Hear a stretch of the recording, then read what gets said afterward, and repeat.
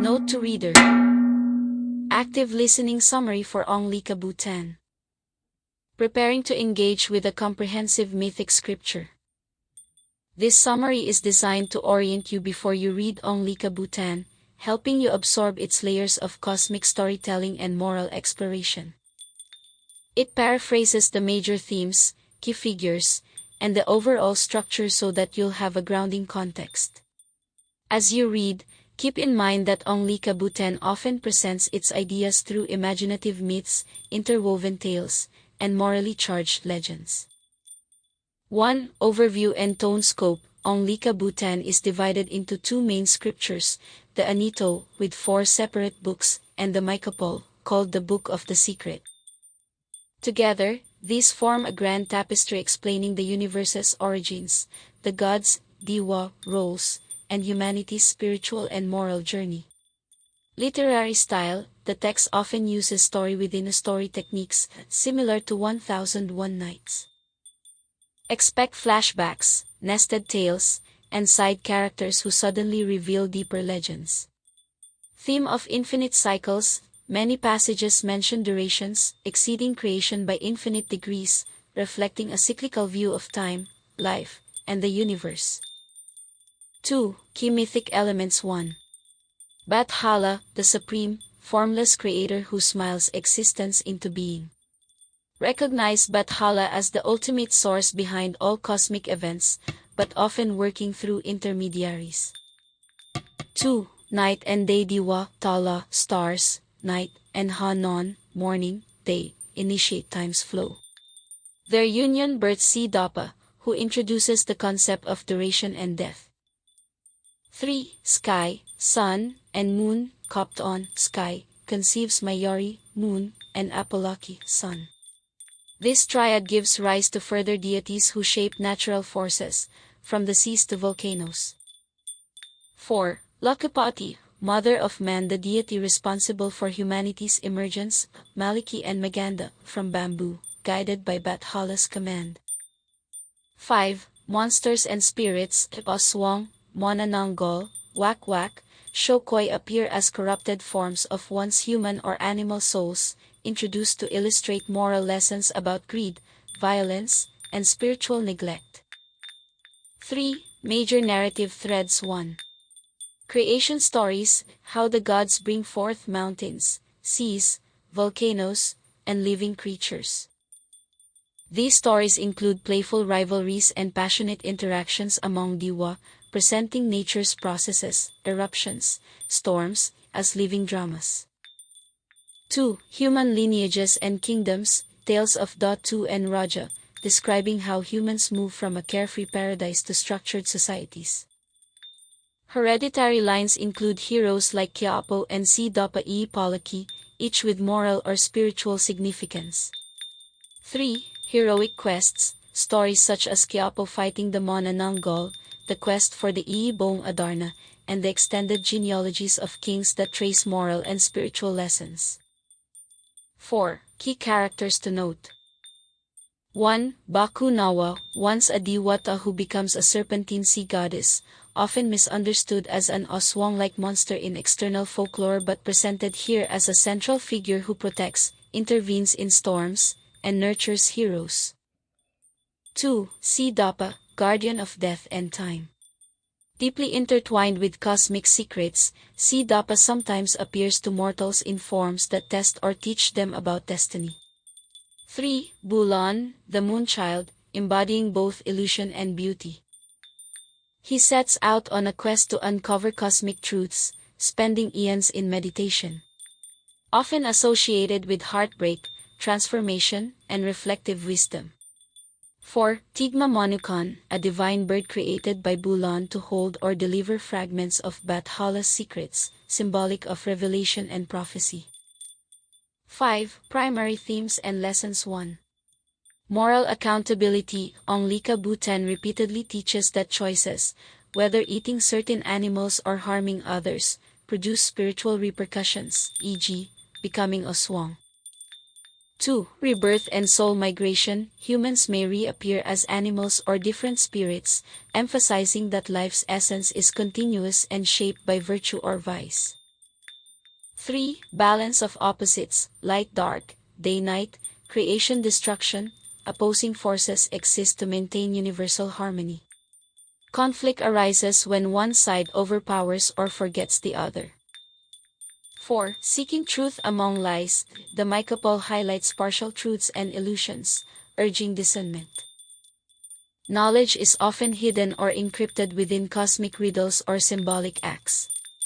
5. Compassion and sacrifice, stories of cosmic beings, such as Baku Nawa's heartbreak, Siddhapa Palaki's self-sacrifice, demonstrate that compassion sometimes requires profound personal cost, shaping cosmic order. 6. Reading strategies. 1. Embrace the epic scale. The text's references to infinite time and far-reaching genealogies can feel overwhelming. Treat each story as a vital part of the bigger tapestry. 2. Track deities' roles. Keep a short list or mental note of who's who among the Diwa.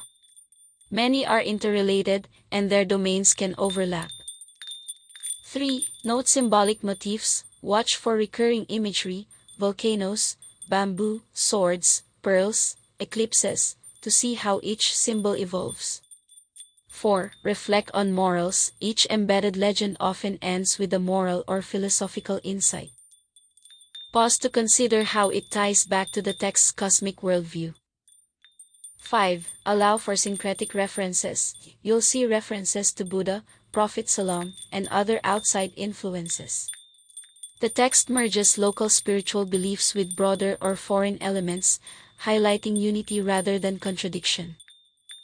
7. Emotional reflective approach. Prepare for shifts. The tone can swing from serene creation scenes to horrifying battles with Aswang. Be ready for both wonder and darkness. Identify with heroes. Figures like Quiapo often face moral dilemmas familiar to all humans: doubt, temptation, loyalty. Engaging with their journeys can enrich your personal reflection. Appreciate the poetic layer. Many passages use repetitive phrases like by infinite degrees to evoke a sense of vastness and timelessness. Let these rhythms immerse you in the text's mythic atmosphere. 8. In closing, approach Ang Likabutan as both mythic narrative and spiritual reflection. Expect stories that explain the cosmos and humanity's place in it, often through dramatic interactions between mortals and gods. The writing's dreamlike quality, combined with moral seriousness, offers a unique window into a cosmology where every being is connected, from the smallest creature to the loftiest Diwa. This summary should help orient your reading so you can appreciate each unfolding story, each heroic or tragic moment, and the overarching message: creation is alive with divine presence, and how we choose to live within that cosmic tapestry has deep, lasting consequences. The Anito. Book of the Anito. That before creation. On the origin of all things, before time there was no beginning, so there was nothing. So the nothing existed for time exceeding existence by infinite degrees. So found the nothing upon something. From the nothing something emerged forth. The something took the form of Bathala and he smiled. On the origin of time. From Bathala emerged his others, sons and daughters of his being, from the names of which are Tala, who became his flow and thus the night and stars. Hanon, who became his action and thus the morning and day. The Diwa, so the two Diwa existed within Bathala's creation. Said Bathala and thus sent forth speech between night and day, now I will watch. So the day and the night chase each other in cycles that exceeded the length of the existence of creation in infinite degrees. So in their union they begot Siddhapa, and things began to have duration. In Siddhapa the nothing began to take form as shadow and light from the cycle of night and day. So from Siddhapa sprang forth Asuong and Lisuga to carry the darkness and light across creation. So in their travels they begot Dogo to contain their distance. So was the world created. Dogo began to crack as he spread out thusly and so broke into pieces, and then those pieces ran amongst each other and became Jumakulem, or that is to say the mountains.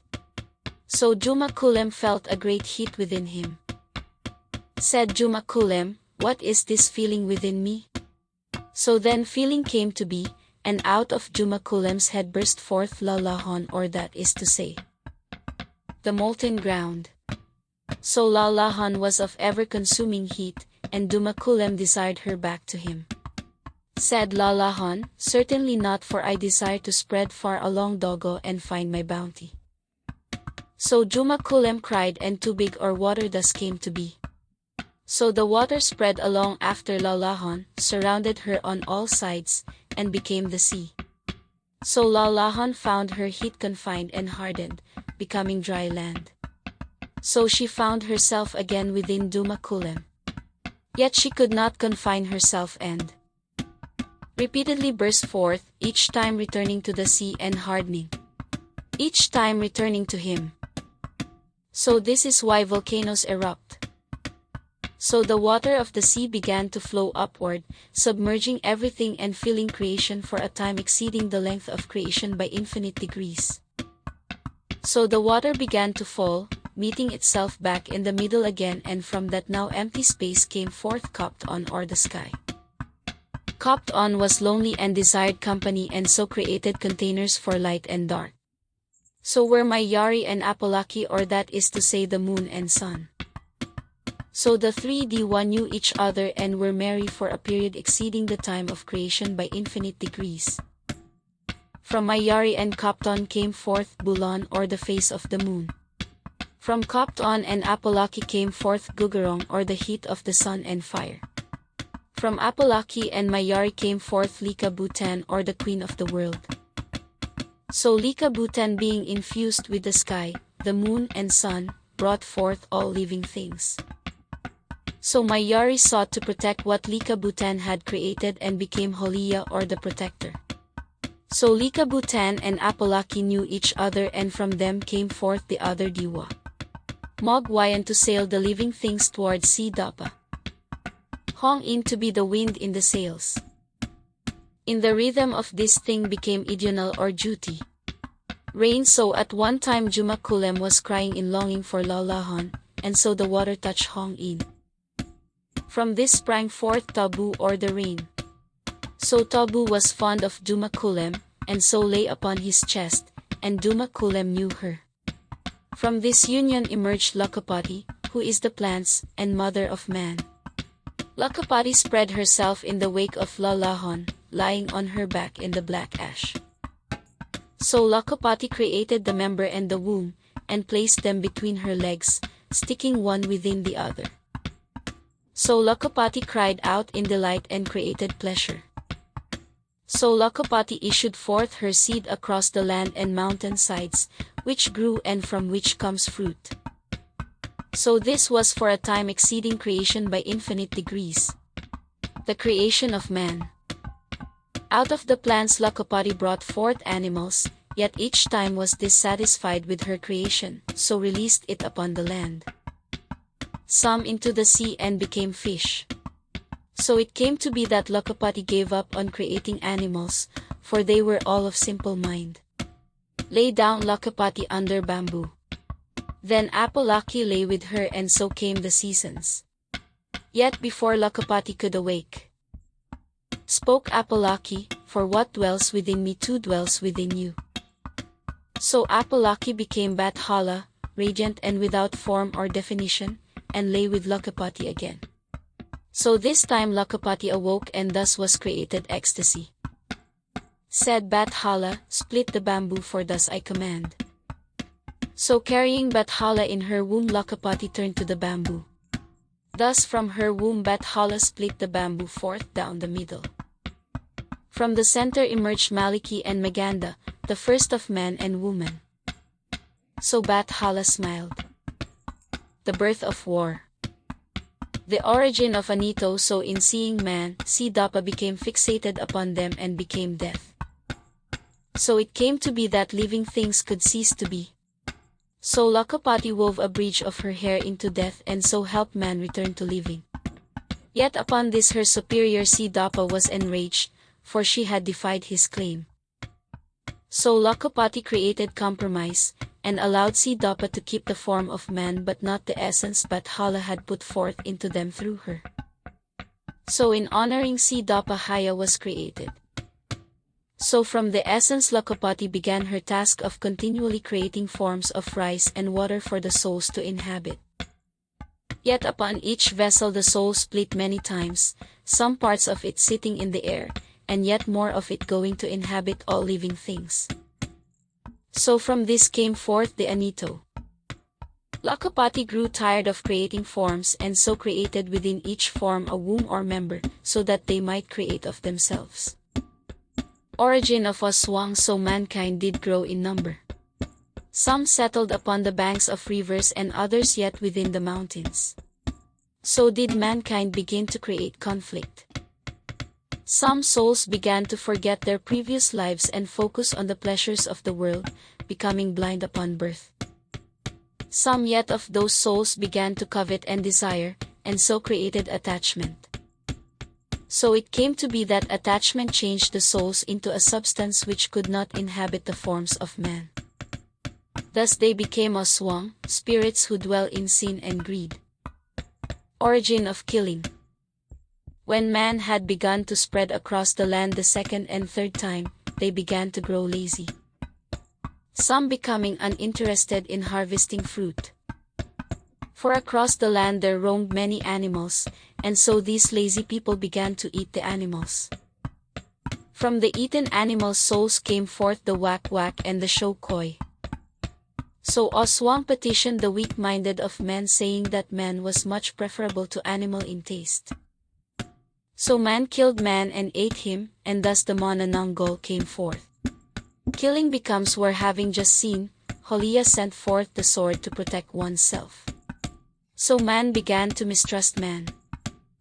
So man began to create castles and fortresses against each other, and began to hate for the other what was wanted by themselves. So mankind began to war.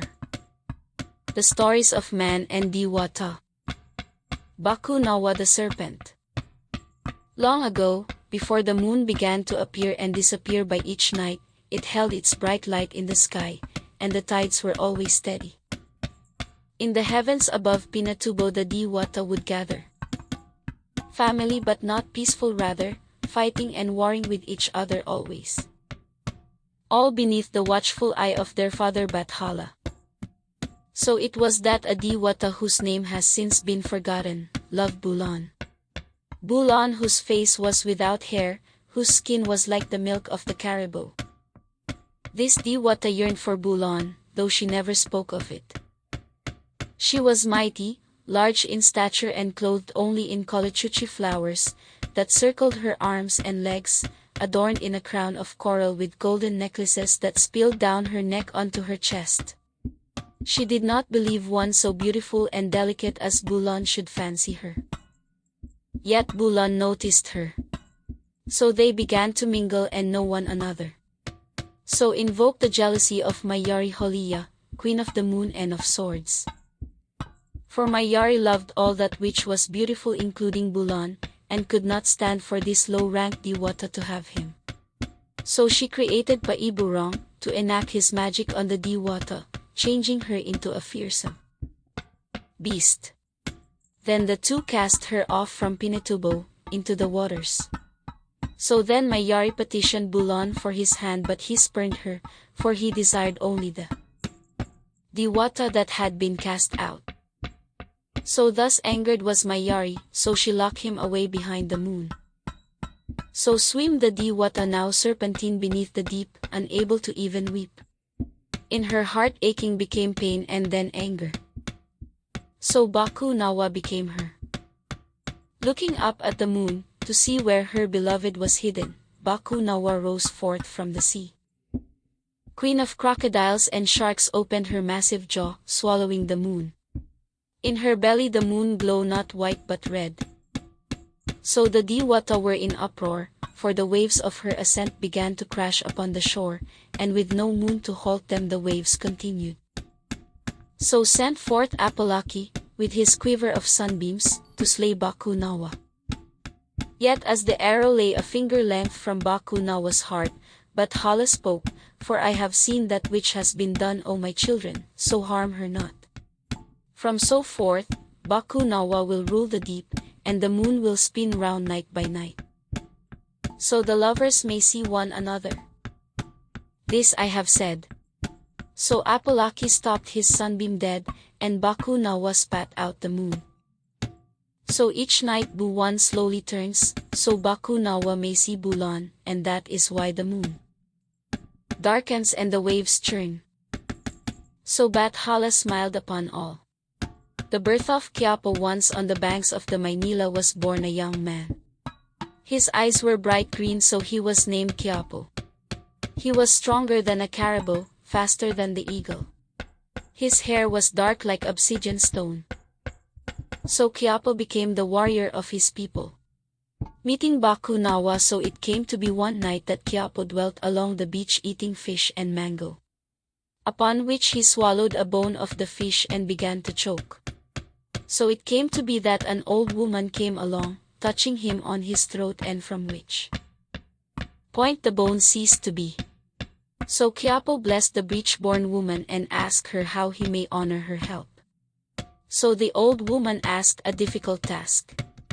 For at the bottom of the bay there were those creatures in shells who create pearls. In the deepest part a kind creating a gold pearl. So Quiapo dove into the sea, seeking to honor the woman. Down into the depths he dove deeper and yet deeper, until light could not be found. Yet he looked with eyes that saw beyond his eyes, and found the pearls. So it happened that these pearls were coveted by Aswang, and so they attacked Quiapo. So Quiapo shed his clothing and sword, grasping the oyster in his mouth he swam like an eel to the shore. Upon the shore he surrendered the oyster to the old woman, and she cracked it, revealing a lustrous pearl of gold. Whereupon the old woman transformed into a beautiful and terrifying being. She had black skin, and golden serpents adorned her skin, her hair was blue like the sea, and her only clothing colichuchi flowers.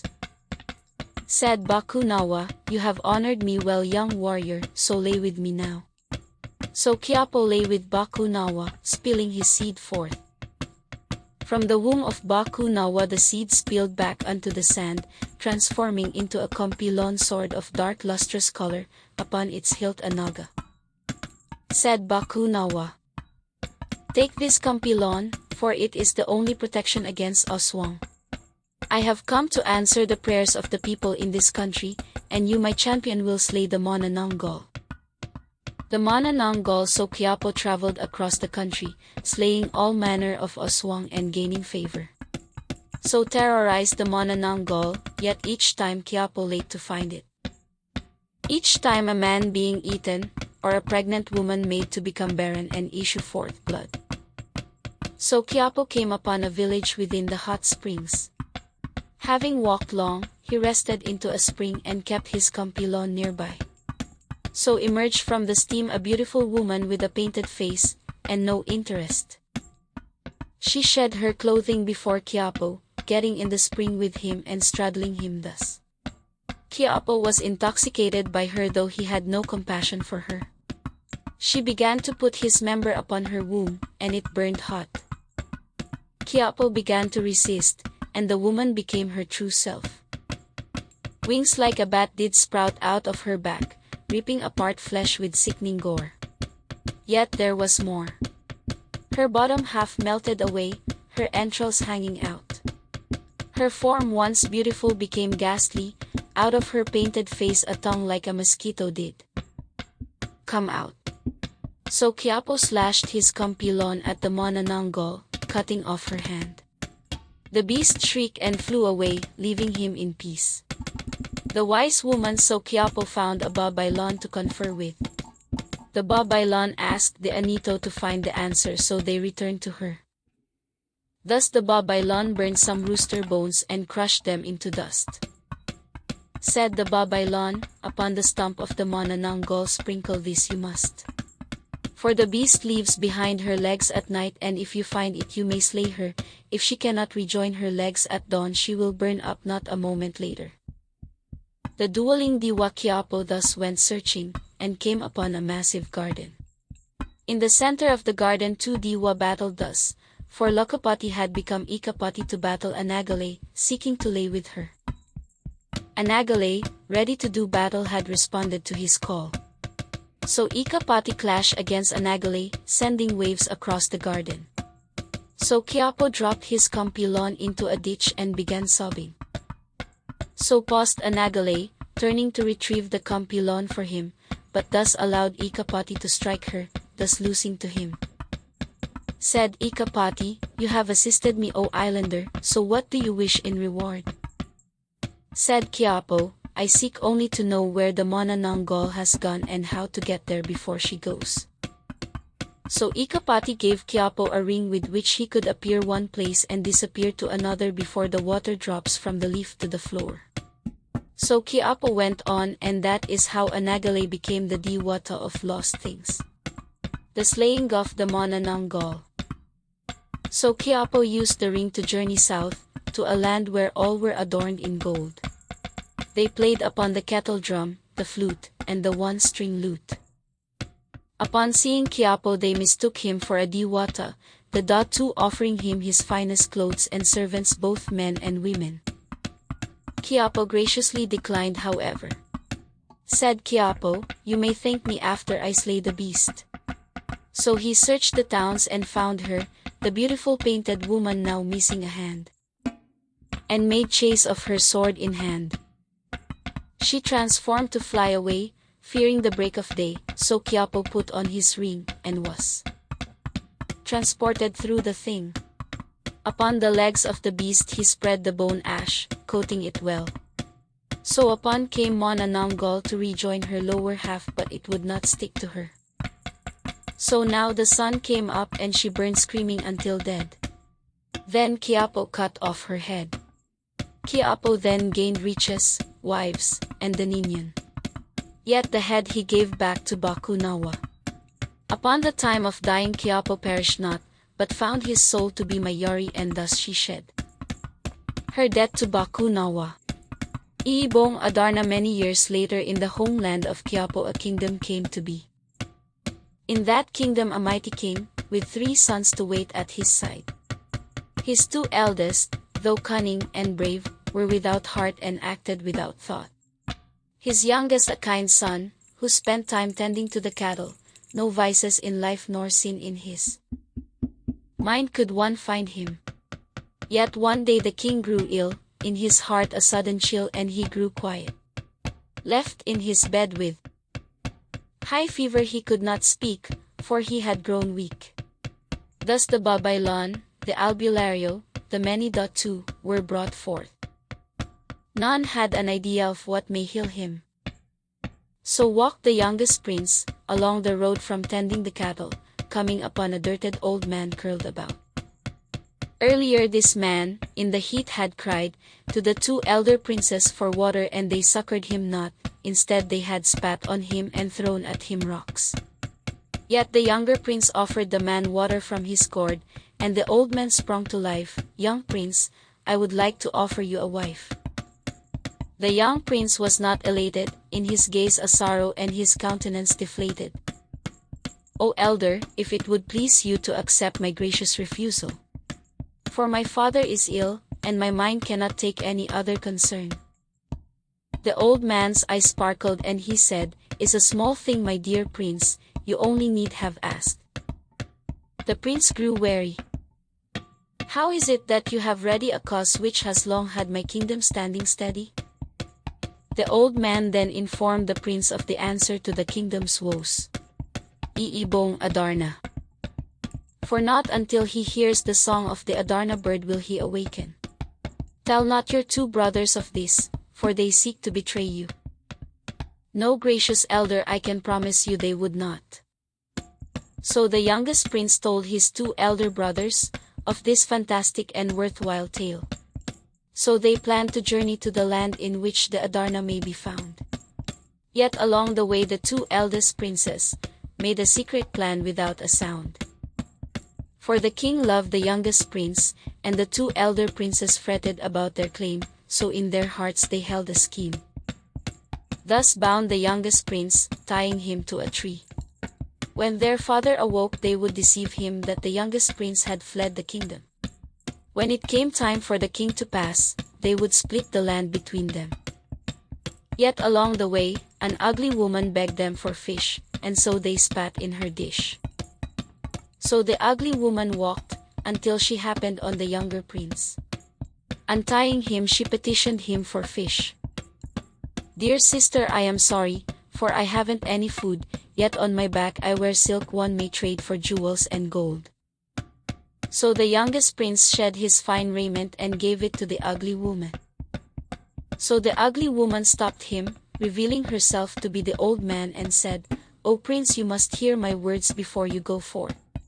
For take with you a sour fruit from this vine, and ready your knife in your hand. When the Adarna sings its song to you, cut your palm and squeeze the juices forth. Do not let its droppings touch you, for upon touching it you may turn to stone. Do what I have told you, then grasp the bird by its feet, and you will be able to return home." So the prince ventured forth, in his heart a plan of worth. So he came to the mountain of the Adarna. Seeing his two eldest brothers, frozen in stone before him, the youngest prince cried. At which the Adarna song echoed forth. Now the prince began to be drowsy, sleepy, and lumbering in the legs. Yet he cut his palm and squeezed the fruit, waking him from his sleep. So he did not allow the bird to make dropping on him, yet grabbed it by its legs. So the Adarna was won by the youngest prince. Yet he could not leave. For upon the sight of his two brothers, he uttered a mighty shout. At this the Adarna flew up and over about. It cried upon the elder princes, the tears bringing color back to their eyes. Upon this the youngest prince rejoiced. Yet the elder princes knew not this kindness, and suspected their brother of tricks. So they grabbed the Adarna and pushed him into a ditch. Then ran away, as light escaped the day, and the moon came forth. Now the youngest prince, trapped in a ditch, cried out. The bottom of the ditch grew cold, the dirt caked with mold, as a little frog jumped forth, stuck along with the prince. The prince took great pity on the frog, and so took him in his hands, saying, "Go, my friend, jump up where I cannot reach, and be free." So the frog jumped up and changed into the form of a radiant beauty with skin pale like the moon. Mayari spoke, "O dear prince, your heart is certainly tender. Now what does your heart desire, for you have obtained my favor?" The prince spoke, "O goddess, I seek only to return so I may see my father upon his awakening, for I know my brothers have brought the iiboong Adarna to him, and now he must be well." Mayari spoke, "O prince, all of what is within creation bends to my will. I can give you jewels, silk, gold, a wife fair and radiant above all. Why seek to return to that land where your brothers betray you?" The prince spoke, "O goddess, I could not enjoy such riches nor fine wife if not in the embrace of my dear father and my most beloved land." So Mayari pulled him up by his hand. Now at the palace, the king had stirred not. For the brothers had brought the bird, but it sang not. Instead the Adarna wept, refusing to forget the youngest prince as the king lay asleep. So the youngest prince entered the chamber, having traveled long with no shirt, sun darkened, and bitten by bugs. Yet upon the sight of the youngest prince the Adarna sang with love, and opened the eyes of the king. Now even then the two elder princes schemed, they began lie upon lie, tricks intended to deceive. Yet Mayari, daughter of Bathala, came forth, shining her light upon the deception and calling visions forth. The elder princes, throwing stones at the old man, spitting at the ugly woman, and betraying their brother. All was known forth, and the king was enraged, for he sought their heads. Yet the youngest prince too kind-hearted to see them dead. So he asked my Yari, "O goddess, please, let it not be that I should gain my father back yet lose my two brothers in his anger, please find some solution." So the Diwa spoke. "O king of the land, I carry fate within my hand and so stop you. In a land far away there are three princesses, more righteous and chaste than all around. For the two eldest of your sons may you send there, and the youngest to guide them. When they have settled their three wives there will find them. To the youngest prince, the fairest and most beautiful among them, to return as a queen to this land." So the king agreed, and saddled up fine steeds sending his sons to that place. Upon the youngest princess return the kingdom saw his new wife's shining face. So leave the kingdom, after the king passed the new king did rule. With the Adarna, his queen. And my Yari's blessing he lived long and prosperous. So Bat Hala smiled. The banana stone. There was once a boy who was told of a banana tree. He was told that in the early hours of the morning, as the frogs begin to let out their kokok, the tree drops a stone. What was told to him was that if he caught the stone in his mouth that he would attain great fortune. So he wandered into the jungle at night. In the clearing of a grove he saw the tree, and he heard the kokok of the frogs beginning to emerge.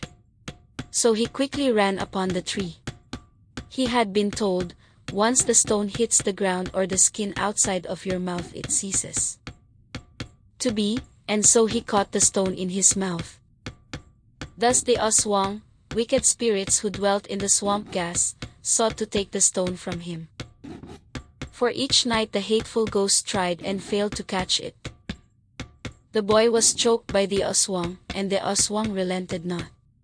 The boy called upon his strength and stood until the cock began to crow, and so the Aswang scattered.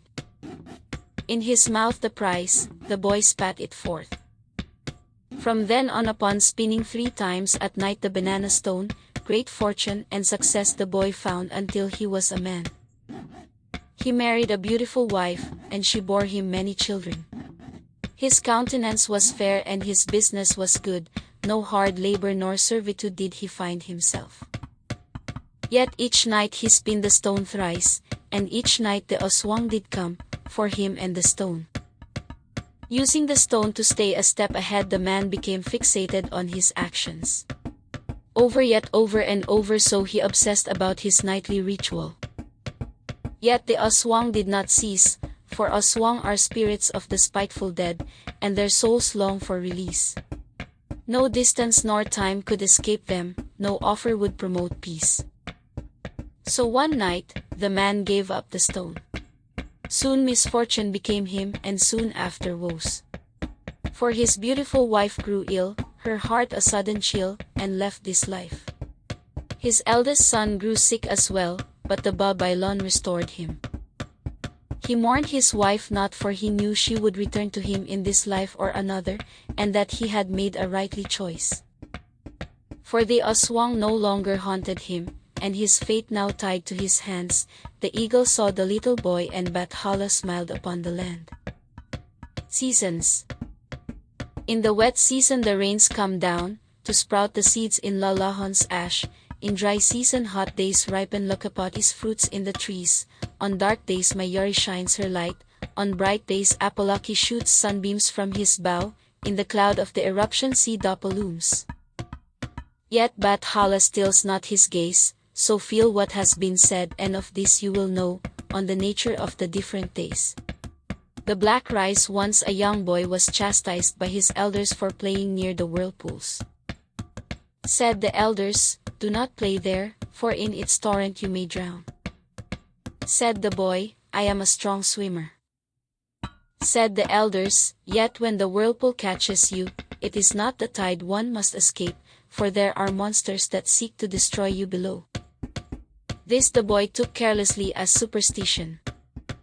Yet as the boy was at once pulled under by the water, he felt its coldness petrify him. Then at the bottom, the Shokoi gathered smiling.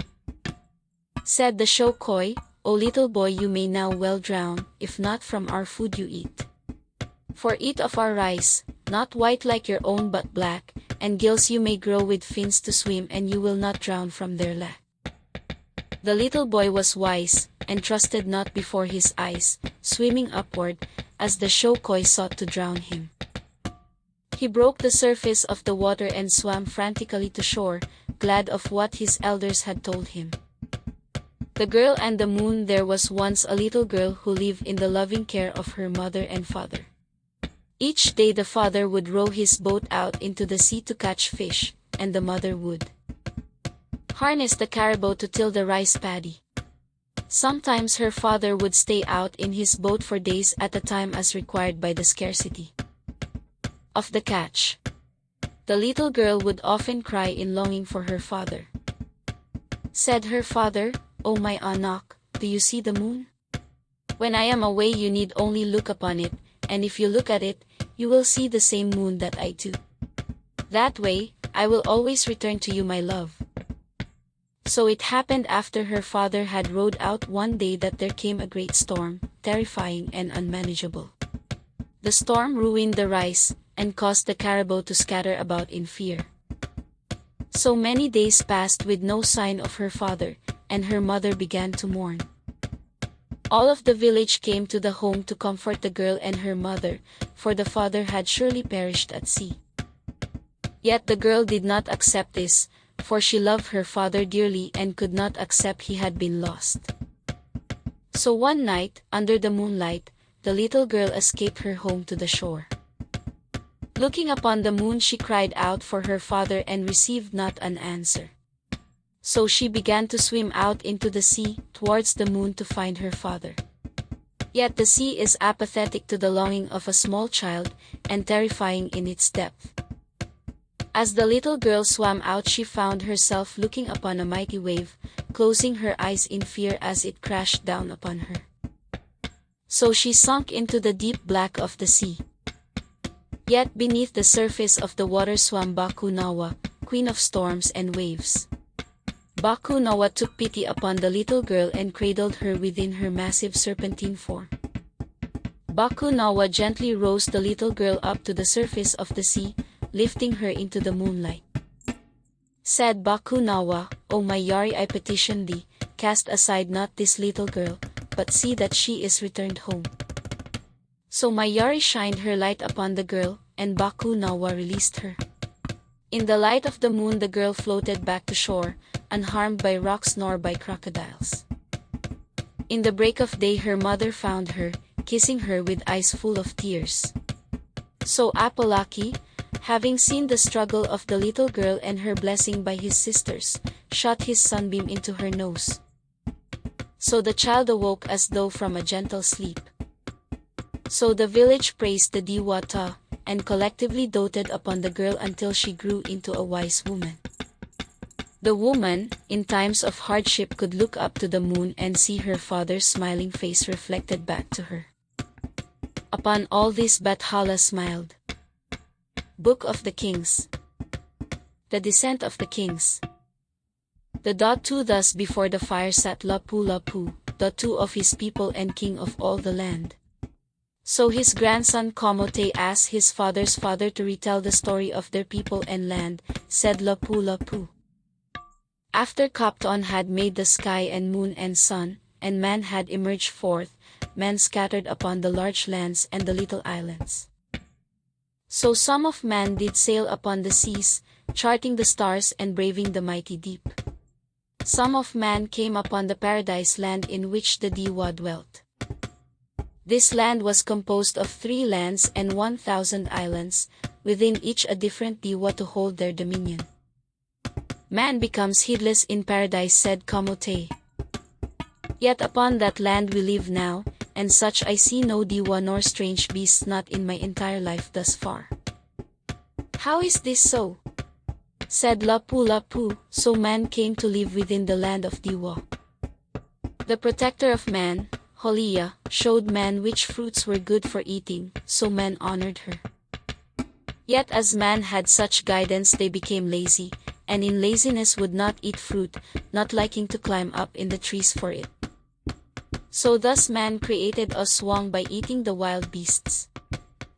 Saw this the Diwa, their peaceful realm disturbed, thus they allowed animals to fly and created the birds. So man ate the birds too.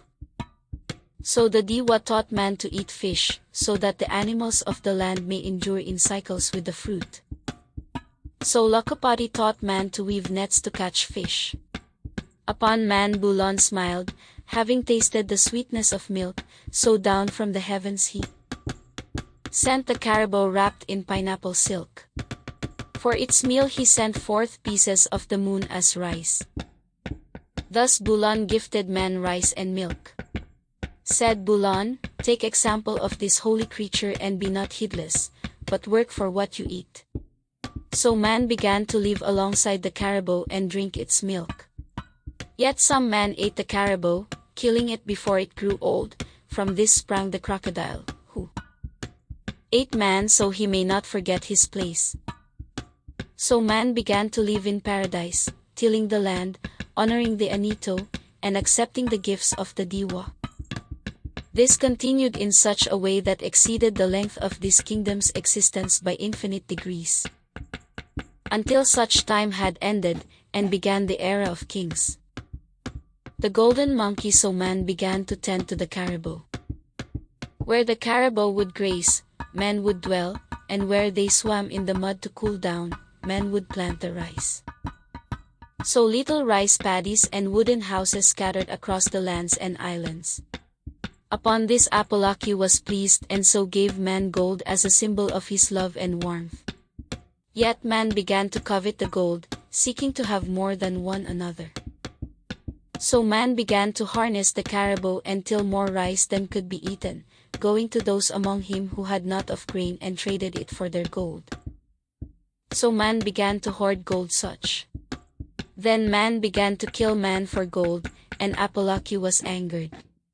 So he sent forth a golden monkey, who ate of all the excess fruit of the land, turning paradise into wilderness. Said Apolaki, for you have harvested rice in excess, so upon the excess eat, and no longer will all you find be sweet. So Apolaki created calamansi, and hid it upon all of the vines, and cursed man to eat the sour. Yet Mayari had compassion on man, so gave him sugar. So man began to eat rice, sour fruit, fish, milk, and sugar in various degrees. The creation of wine. So man began to miss eating birds, and Tabu sent the egg. Said Tabu, for the water inside of the egg shall fall out of the bird, contained by skin like a fruit. Cook the water and you may enjoy the bird until it has no use. So man began to cook food, cooking fish with sour fruit and with fire. So they began to cook the sea water for their rice. So man began to become heedless again, leaving cooked rice out mixed with juice and sugar. Some among them ate of it, some becoming gravely ill, yet others who offered the first of its juices to the Diwa were not. So man created tuba or wine. So man despaired at the golden monkey eating all of the sweet fruit. The killing of the golden monkey. Said Kamote, yet father of my father, I have just since recently eaten sweet fruits. So where did the monkey go? Said Lapu Lapu. So man began to live upon rice, wine, milk, fish, sour fruits, and eggs from birds. In such time they began to give wine to carabao, which pleased the Anito within them. So Bulan sent down song. Thus with song and wine man created dance. So wondered the monkey, hearing the sounds of party, and came down from a tree. It smelled the sweetness of the wine and drank forth more wine than has existed in our kingdom, exceeding it by infinite degrees. So the golden monkey, which was usually faster than the sunbeams, became dull and slow. So noticing this, men beat the monkey with sticks until it had died, offering it to Apolaki. Said Apolaki, now remember what has happened and name the one who ages the wine and writes the songs. Dot 2, so he may lead you. So thus came the Dot 2. The Babaylan. So man began to drink wine and dance, dividing themselves by the strong and by the beautiful. Yet the strong began to oppress the beautiful, thinking they were all deserving of spoils. So Apolaki made the strong very ugly. Said Apolaki, so you will find what you have appreciated little in each reflection in the water. So man became ugly for a time, exceeding the length of this kingdom by infinite degrees. Said Kamote, yet you, O father of my father, are both mighty and handsome? How then is this? Said Lapu-Lapu, so man began to cry to the Anito, who felt compassion and so petitioned the Diwa. So Mayari sent forth again beauty to man. So upon each man who had member or womb beauty was returned. Some men began to possess both womb and member, or in varying degrees, or in appearance of the face. So man began to lust upon those parts of itself. Man began to oppress the beautiful once more. So Apolaki made man ugly once more. So man was ugly again for time, exceeding the previous time by infinite degrees. So man cried to the Anitos, who petitioned the Diwa. So Mayari did not return beauty yet. Said Mayari, first find what is beautiful in your ugliness until the heart has been cleaned, then when you have done so praise one another. So man learned to find beauty in what was ugly. Then Mayari returned beauty. Said Mayari, now elect the most beautiful of you, the ones possessing both forms, the ones of mixed faces, as the speakers to Anito and rememberers of the word of Diwa, and call them Babaylon. So man began to have both Datu and Babaylon. The Raja so man began to live in villages with the Caribou, the Datu, and the Babaylon. They lived in harmony for a period exceeding the prior period by infinite degrees. So some of man desired to learn that which had happened to man outside the paradise of Diwa, beyond the 3 lands and 1,000 islands. So these men set out into the larger part of Dogo, upon the larger lands and many far islands. In such lands man learned about many things, how to play the one-string lute, the kettle drum, the flute. In these lands man's pineapple silk could buy many things. So man began to bring man back to paradise. Yet man from outside paradise knew not the customs of the Diwa, so began to eat the birds and kill the caribou like men had done when first coming to paradise. None listened to Datu and began to abuse the Babaylon.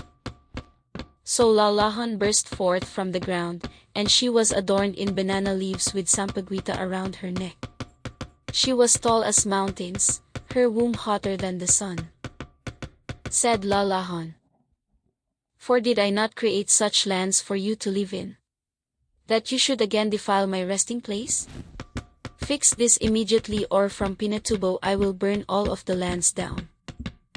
So man began to entrust one man to represent the ways of the islanders to outsiders, and to rally together the Datu to defend the land. Thus they named this man Raja or King.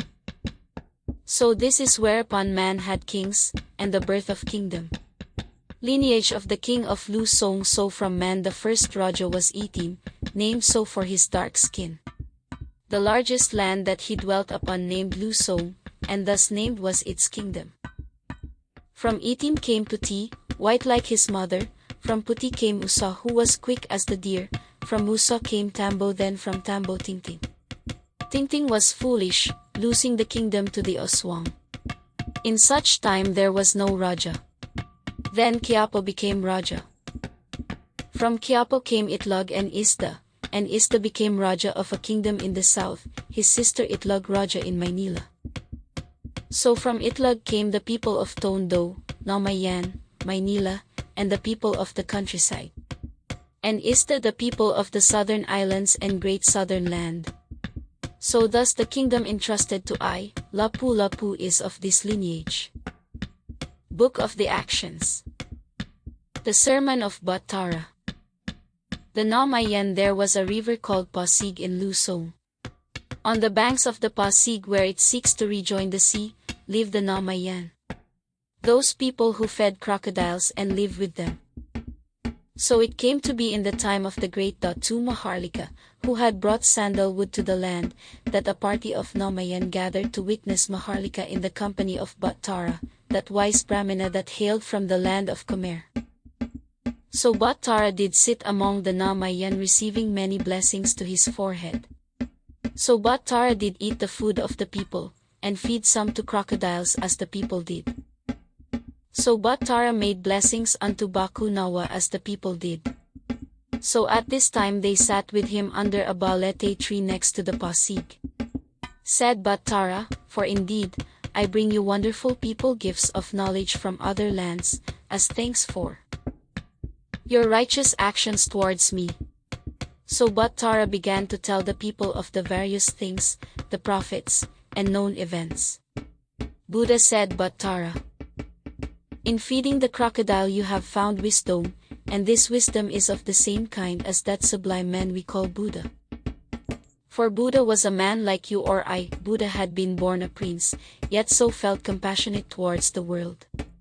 He left behind his palace to consider the source of evil in a secret place high in the mountains of the west. So Buddha stayed there until his beard had grown long. So he did not eat except what birds had already touched. So Buddha began to miss his traditions and desired to pray. So Buddha sat and detached from the thing, yet at that moment learned all things. So before Buddha stood Bathala, or as is called in our land Shiva, and spoke with him. Said Buddha, what is the cause of suffering? Said Bathala, the cause of suffering is certainly attachment. Said Buddha, attachment? How so attachment? For my good people, it is like the offering of meat to the crocodile.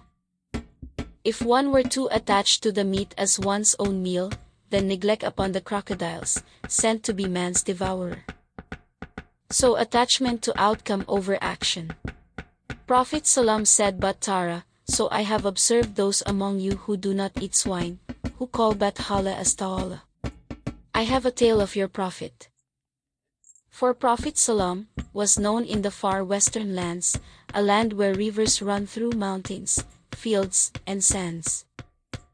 He had been thrown out of his tribe for listening to Ta'ala and ceasing the killing of swine, who were preserved by Ta'ala and forbidden to eat. So Salam ventured forth into the southern lands, spreading word among those people who supply us with ivory. So they became known as Muslims of Ta'ala, for they heeded his commands above all others.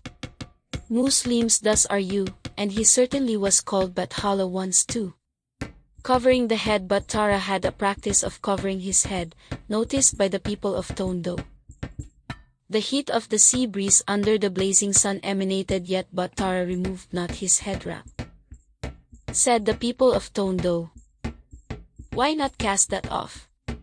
Said Bhattara, for the head is one's closest residence to Bathala, for all is Bathala yet none is Bathala. Shiva is the simple and nameless, yet through Kali, Bathala acts, and Kali is our mother. So to cover the head is to remember him.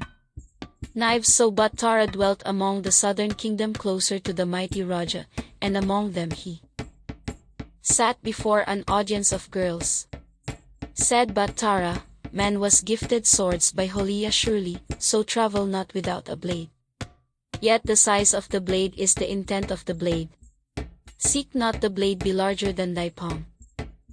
For the blade is like a fang from Baku Nawa, transforming the fruit and meat for use.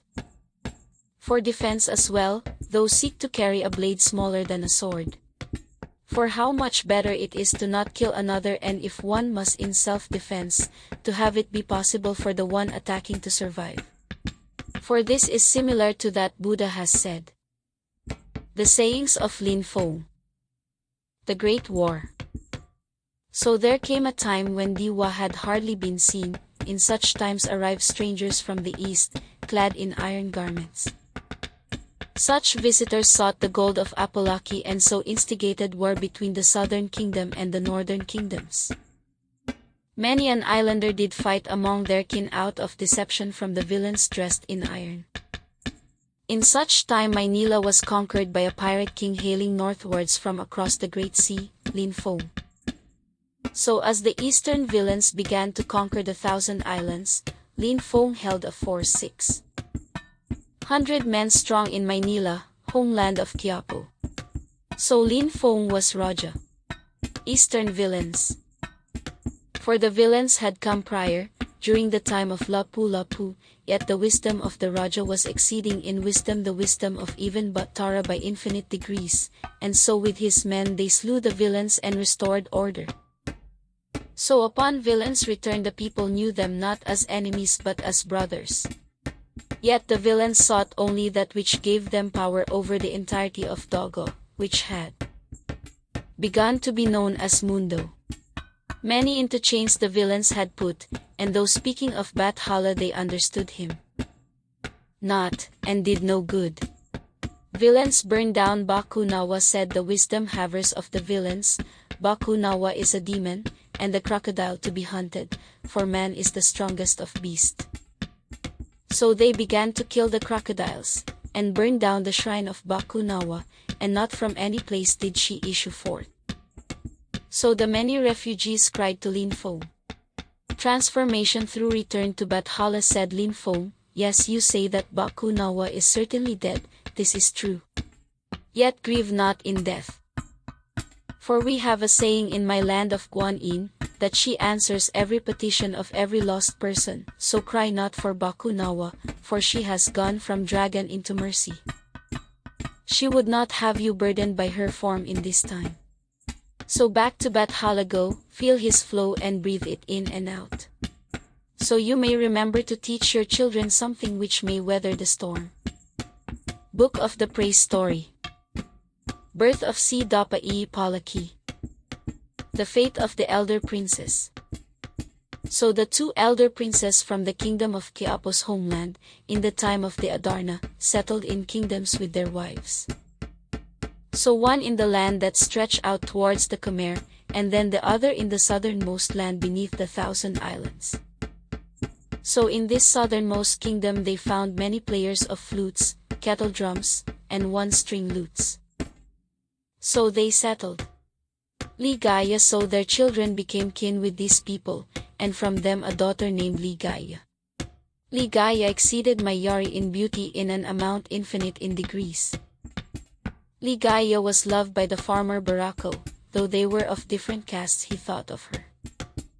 Then Ligaya was visited by the Tigma Monukon. The Tigma Monukon from the fearsome bird spoke to her as Bathala, said Bathala, thou shalt be the mother of thy people. So Ligaya became with child, though she had known not another.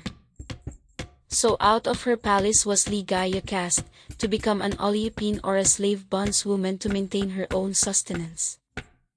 So Barako saw this, offering all he possessed in gold for Ligaya to be made free. So the bondskeeper of Ligaya did release her for gold, being of good character. So Barako sought to provide for Ligaya, though she was despondent, and sought nothing nor ate for many days. Yet Barako cared for her in this time. Yet after giving birth she did die. So left with Barako was the baby, who named himself Si Dapai Palaki. Life of Si Dapai Palaki. The goat, for as a baby Si Dapai Palaki did not cry, and taught his father Barako of the deep sciences. So thus Barako made a living for them in a great many things. So one day infant Si Dapai Palaki walked in the market, accepting blessings and giving wisdom, when he should see a man cooking stew from a goat. Thus wept Si Dapai Palaki. Said the Palaki, for in another life, that goat had been my daughter Mayari. In the next yet another champion of your people. Gumyulong and the 7 lunar rings, for once the Iibong Adarna came to dwell in the land in the eastern part of Luzon, where the seas crash and roll about.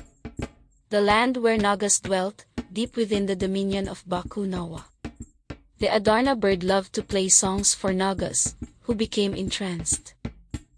So the Adarna sang a song into the crib of a little boy near the Nagas, bestowing the blessing of Likabutan upon him and then devouring the Nagas and flying away. So the child became known as Gamulong because his voice rolled like the waves. Apolaki angers Bakunawa, so Apolaki created 7 moons of equal brilliance to confuse Bakunawa one night. For Bakunawa wished to see Bulan. So angered Bakunawa fly in the shape of a great serpent with jaws like a crocodile. Bakunawa swallowed up all 8 moons, the 7 Apolaki had made and the one under Mayari's dominion upon lived Bulan and was the source of the world's tides. Apolaki thus angered Mayari, who pushed the sun out of the sky, turning it into a black dot.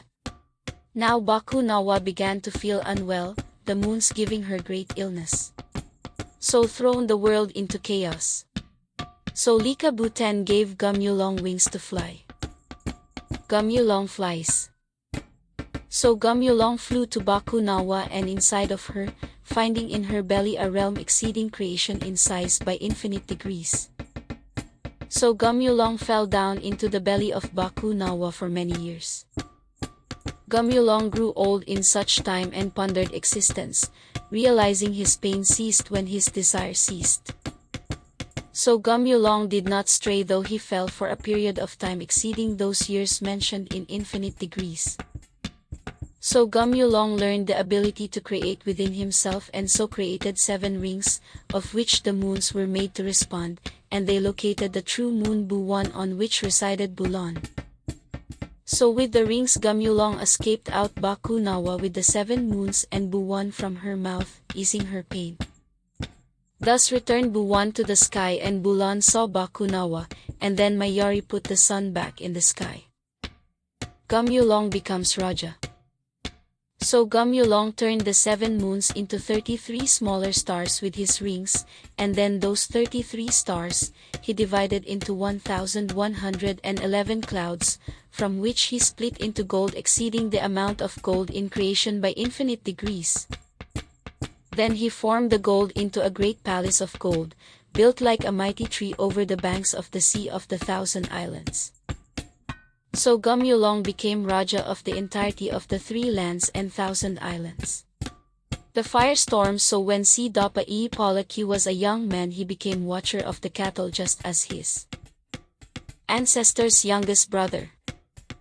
So Si Dapa Palaki loved the cattle and spoke to them often, being able to speak the language of Anito. So the villagers made offerings of sweet grass to the cattle out of love for him. Said the Palaki, sweetness though delightsome, should become tiresome for my cattle, so seek some of that which is bland for them. Then fire began to rain down from Copton, blue in color and made of ice. So the villagers became frightened of the fire considering their own lives. Said the Palaki, worry not my children. Be eased, and leave it to Bathala and I swear to you the fire will not burn you or me. So the villagers were eased. Said the villagers, to Bathala it is left. So though the fire passed over them it passed through them without burning. The Tiyanak. So Si Dapa Palaki journeyed with his father Barako to the land of his mother's forefathers in the land of Maynila. Upon the journey Iibong Adarna did shed a coat of feathers for him to wear. Si Dapa Palaki was grey-skinned, with black eyes, and red hair. His beard was red as well and thick in texture. His teeth were gold, his nails pearls. His pants orange and made of pineapple silk. Upon him the Adarna cloth of rainbow hue. So he and Barako ventured forth into the countryside of the Maynila, whereupon some gathered by the firelight. Then a cry heard in the field of a baby. So the people ignored it, knowing it to be a Tiyanak, foul beast that preyed upon good-natured fools. So Si Dapa Palaki turned into the dark field, his father worried tried to prevent him. Said the Palaki, I will see to the end of this. So walked Si Dapa Palaki into the field of the Tiyanak, and faced it. The Tiyanak changed not in the sight of he sent by Bathala. So Si Dapa Palaki returned with a baby in his hands, to be named Tapong. The infinite day. So Si Dapa Palaki, his father and the child Tapong lived in the kingdom of Tondo. among the people he dwelt and thus cured their woes. Said the Palaki, "Yet this work is inferior to the better work Bathala has sent me to give to you. For I hear you all say, that you desire this and that for this and that reason. So be free to do so and see how happiness finds you." So the day was made exceeding in length the days of all previous days in infinite degrees and in unchanging magnitudes. So people did not age or die, and were not lost for time. Yet no happiness was found in all this time. So they returned to see Dapa Palaki asking time to be restored. Said the Palaki, "Yes, for now you see, that it was want of ligaya that fuels your suffering, the dwelling upon her, and so it is the acceptance of woes that brings true happiness." So all were made exceeding in happiness the shared happiness of creation by infinite degrees. The death of Si Dapa Palaki. The armies of the north so Siton hated Bathala, for he did not understand him. Siton, first of the Aswang, who forgot the nature of his soul and thus became a deceiver. Siton convinced islanders to smoke opium saying it would prevent misfortune, and then stole their hearts through their dreams. Siton deceived a Datu of a northern land, who was called Hanapan for he never stopped looking for fulfillment. Said Siton, that gray-skinned body from the south is no Diwa, the Diwa are nothing but tricks. For I can with my powers of death rival Si Dapa, exceed him indeed. So gather all your men on steeds, and meet the Palaki for battle. Kill him and eat him and you may become Raja of the entire of Dogo. Said Hanapan, "Certainly you deceive me, O Aswang, why should I do such a thing? For certain Si Dapa Palaki will not lift his hand in violence, so where is my bounty in that?" Said Siton, Topong his child would certainly answer a threat to his father's honor. So Hanapan issued forth challenges to Si Dapa Palaki upon wooden tablets to be sent around the land, decrying him as a witch and trickster. So Topong did raise a force 60,000 men strong of the people of Tondo, Namayan, and Maynila, and met Hanapan in the battlefield of the terraced mountains. Si Dapa Palaki surrenders yet before Topong could send forth scourges of arrows into the midst of Hanapan and his armies, Si Dapa Palaki came forth. Said the Palaki, "Do not do this, O my son. It is better I should die than the enemy be slaughtered for my honor." So Si Dapa Palaki allowed Hanapan to kill and eat of him on the rice terraces. Yet in that moment Bathala came forth. Said Bathala, "You have believed foolishly and forgotten me, so I forget you." So Hanapan and his army ceased to be, and had never been in memory.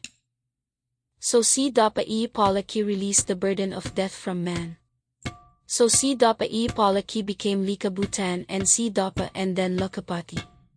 Said Lakapati, "So will I send a new reminder in each era, and in the souls of all living things at any time. So that one is no longer controlled by death and so one remembers to leave all things to Bathala." So in Bathala they left all things and all things became Bathala. Bathala was thus the beginning and the end and then was upon something that was himself. Said Bathala, "This is good, now I will watch." Then Bathala became the nothingness that was all things before there was a beginning. The Maykapal. Book of the Secret. The Eternal Secrets. Si Dapa shares truths and lies. In the time which Bathala had created Si Dapa, and Si Dapa had created Lisuga and Osuong, Si Dapa learned the eternal secrets of being from Bathala. So Si Dapa hid the secrets behind death so that they could not be found. Within Lisuga he hid the truth of the secrets, and with Osuong he created lies about the secrets. So the eternal secrets were kept from creation by Si Dapa. So Si Dapa possessed the secrets and yet possessed them not, for they belong to Bathala. Said Si Dapa, "To Bathala I leave it." So creation thus continued. So the beings of creation were created with no knowledge of the secrets, only possessing it in small truths or lies. So from these small truths and lies the Diwa obtained distinction from one another and became imbued with personification. So the Diwa saw themselves as different than Bathala and yet knew they were no different. So Siddhapa held on to the eternal secrets, safeguarding them. So Bulan sought the eternal secrets, and so charmed Siddhapa. Singing and swaying before Siddhapa, Bulan sought to know that which the Diwa were ignorant of. So Siddhapa observed Bulan sing and sway before him, becoming enchanted by him. For Bulan was most beautiful amongst the Diwa, possessing 1,000 fine limbs, a pure white face, and a full chest. His sway was like that of bamboo in the wind, and his song sweeter than honey. Bulan swayed and sang to Siddhapa for a time, exceeding creation by infinite degrees. Said Siddhapa, "You have pleased me, Bulan, now what do you seek?" Said Bulan, "I wish to know those secrets which you keep from us." Siddhapa was yet unmoving. Said Siddhapa, "What has been trusted to me is trusted to me by Bathala, and I do not possess what he has loaned to me to give it to you in whole." Said Bulan, "So what then, if I should ask only for it in part?" Said Siddhapa, "Nay, for even that in part which has been trusted to me is belonging to him."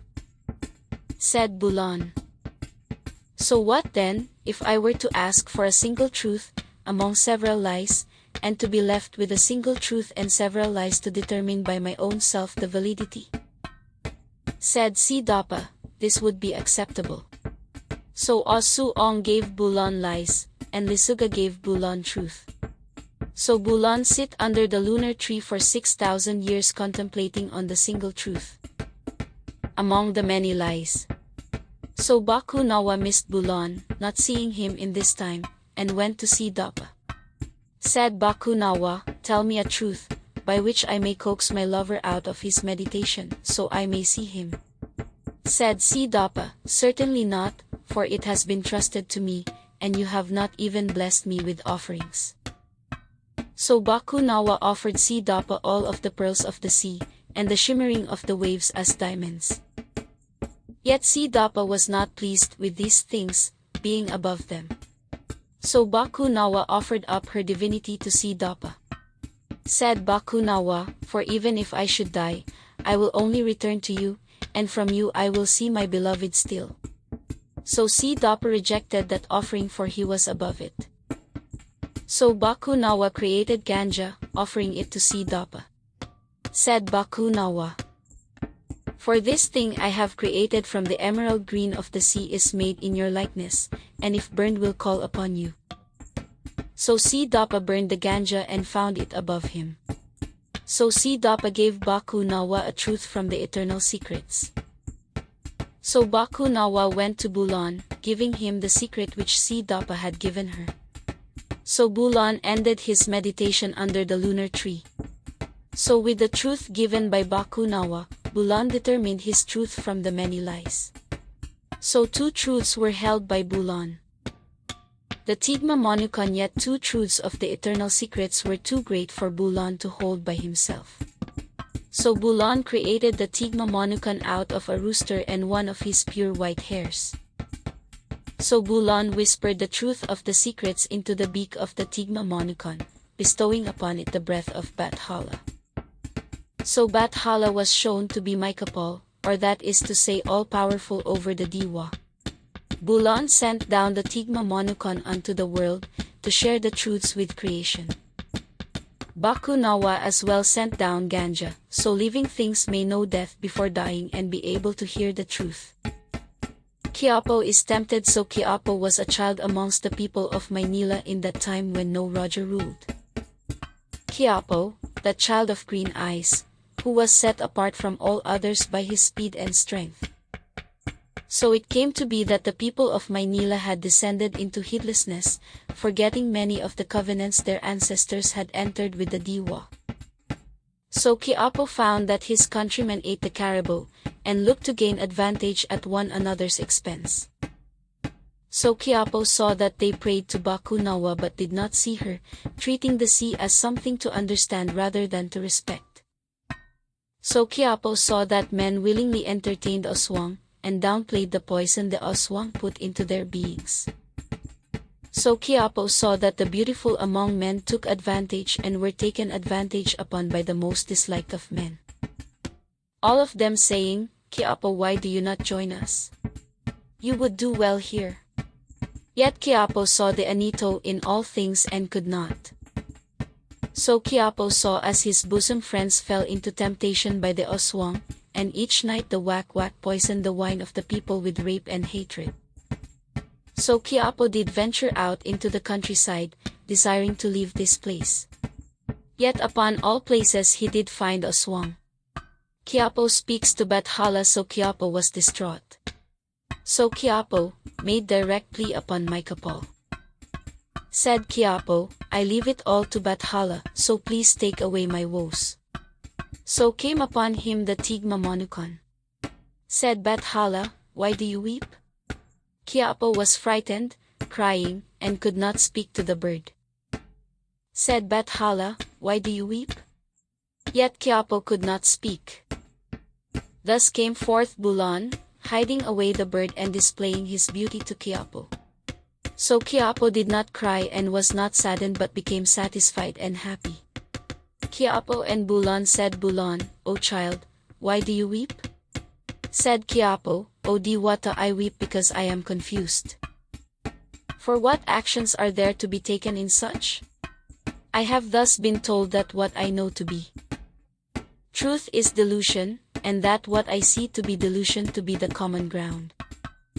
For my people have forgotten the nature of all things, and have seized on attachment to fleeting things, becoming angry when such things run through.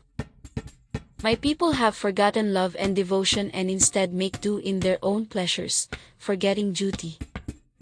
Yet I am told to continuously forget, to stop my thoughts at the threshold where they are contained by Asuong.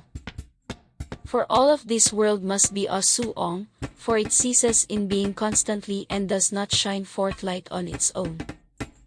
Said Bulan, "So what then are you weeping for? You have done what is right, not straying and only hearing temptations, so why do you despair?" Said Quiapo, "Yet upon hearing temptations, O Diwata, I am unsure of my seeing of things. I possess no knowledge that was not given by those before me, so I am not possessing inexperience to reject them. For is it not said that one must not say that which is not certainly known?" Said Bulan, "Yet what is not certainly known by you? It is surely true what you have said about your people, so where is the uncertainty?" Said Quiapo, "Yet when they say to me I am deceived, it begins to be delightful to accept their lies as truth. So I have thus felt great shame." Said Bulan, "It is of no issue. Anak, it is want of attachment that burdens you. You will not find its cure in further attachment." Said Quiapo, "O Diwata, I do not understand. What am I to say to my countrymen when they abuse me about that which I abstain from?" Bulan reveals one of the truths. Said Bulan, "What is there to say? You have built your life upon sure footing, forgetting not Bathala and the Anito within you. What you are seeking is permission to feel the pleasure of Aswang. Yet permission I will not give you, Anak. That is permission that comes from within. Gaze upon my beauty, and my horror. Do you see that within the pleasure of sin? So be courageous, and weep not for that which one would not seek otherwise. For the most dangerous lie is a lie which one wishes to believe. The most convincing of lies indeed." So Bulan left Quiapo, and Quiapo was thus left to return to Maynila. Dapa visits Quiapo. So Dapa felt the truth he had given to Bulan be felt by Quiapo. So Dapa began to watch Quiapo. So in Quiapo's house one night Dapa did appear as a being of grey skin, black eyes, and red hair. Said Dapa, "You will be Raja, you will guide the people away from Aswang, and back to the Anito. You will be given the second truth, only after you come to understand the lies of Osuong. Said Quiapo, surely not I. How may I be Raja when I am not of noble birth? See Dapper reveals the second truth, said the Palaki, one is not born into nobility, but finds the nobility in one's own higher state of being. This second of the truths you must hear lies to understand. So Si Dapa went away. So Quiapo was left to ponder upon this thing. Sun worshippers, so Quiapo did go into the high mountains of the north. In this time he dwelt with the people who worshipped Apolaki by staring into the sun.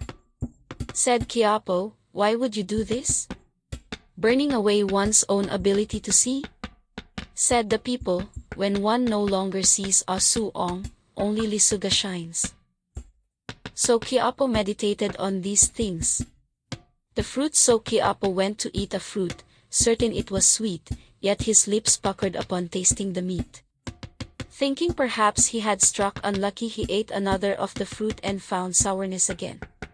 So Quiapo realized he had only wished it had been sweet. So he stopped eating the fruit. Yet he considered the truth in continuing to eat the fruit, so found the truth in the lies of Osuong. For what one desires may become truth in one's mind as one desires the sweetness of sour fruit. The two men, so Quiapo saw a man in great difficulty speaking with his friend. Yet as greatly difficult the man's own affairs, he uttered not of his strife and took yet more burdens from the other man. Said Quiapo, why do you make life harder for yourself? Said the man, there is no burden except that which I give myself, so thus I am free of burden. So saw Quiapo another man, who created burdens out of what he lacked. The man pushed his burdens upon others, seeking to increase their burdens to rival his own. Said Quiapo, if he had not told you to look for sourness, you would have only tasted sweetness, it seems. Oliping Ikapati, there was once a man who was born to the family who tended the shrine of Ikapati. Thus he was given to Ikapati to practice a life of abstinence and named so, Oliping Ikapati. Oliping Ikapati came upon the time in which his covenant required him to forsake his home and possessions to wander out into the countryside. The travelers. So came upon Oliping Ikapati some travelers, who live in the style of the common people, chewing betel nut and drinking wine. Said the travelers, O countrymen, please enjoy our meat and wine, and lay with us so we may know and be known by you.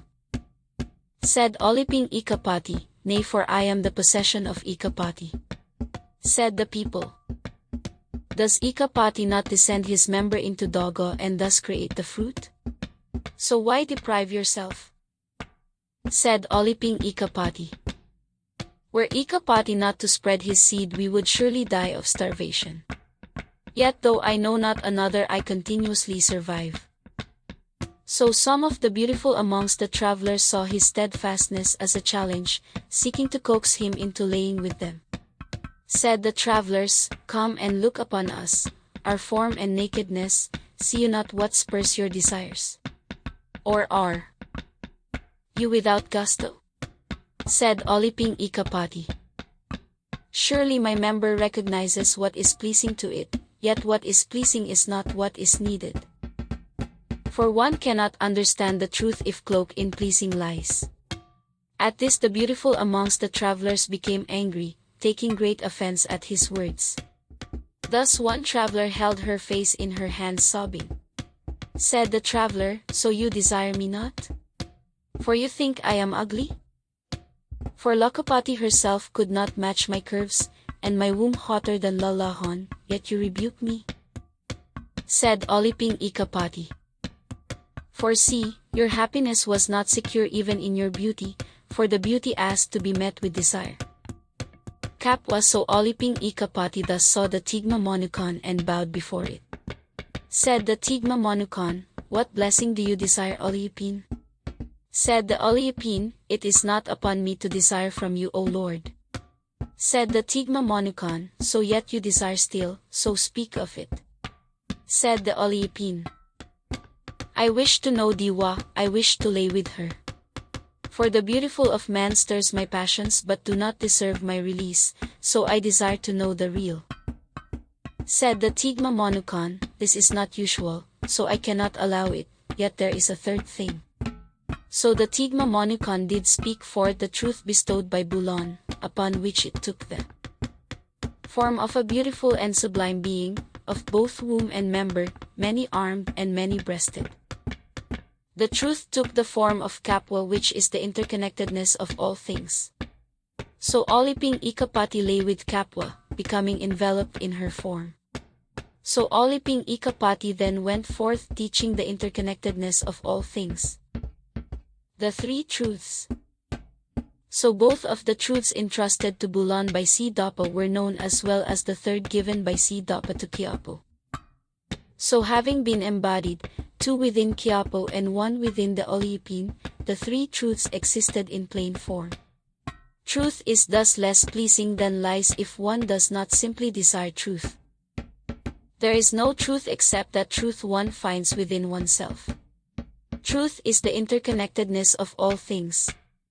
Bulan meditates on the secret, so Bulan meditated on these truths under the lunar tree for a time exceeding creation in infinite degrees. So Baku Nawa began to miss Bulan, so she went to Lisuga. Said Baku Nawa, help Bulan to grasp the meaning of the three truths so he may learn the secret of things and thus return to me. Said Lisuga, certainly not, for you have not even honored me with blessings. So Baku Nawa collected all of the good dreams of the children and offered it to Lisuga. Lisuga did not accept, for she was above them. So Baku Nawa found every beautiful feature and smell and offered it to Lisuga. Lisuga did not accept again, for she was above them. So Baku Nawa created tea. Said Baku Nawa, for this leaf when made into wine is pleasing and destroys illusion. It grows to light, so I have made it in your image. So Lisuga accepted and told Baku Nawa the best understanding of the three truths.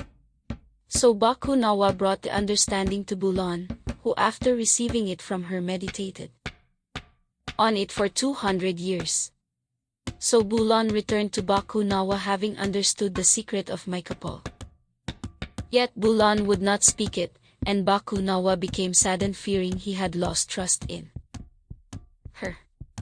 Said Bulan, for it is not that I do not desire to speak it, my love, but that it has no form in which to speak. For just as real as you may touch you or I, when you touch me there is no you nor I, only Maykapal. That is the form of the secret. So Baku Nawa came to understand the form of the secret, bringing it to man. So Bulan continued to hold the secret in its formless nature. So Maykapal is indeed highest and above all.